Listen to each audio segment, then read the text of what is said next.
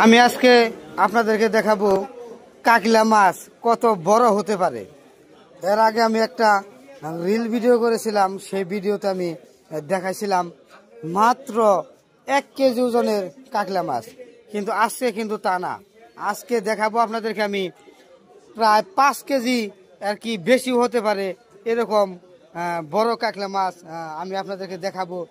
আর এই সকল সামুদ্রিক মাছ কিন্তু আপনারা পেয়ে যাবেন মির্জাপুর জামুরকি পাকিস্তান আমলের এই বাজারে কিন্তু আপনারা এ সকল সামুদ্রিক মাছ, দেশীয় মাছ ঠিক এই বাজারে পাবেন, অন্য কোথাও পাবেন না।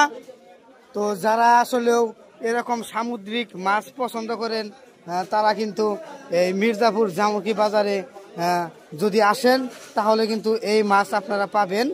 এখন ভাই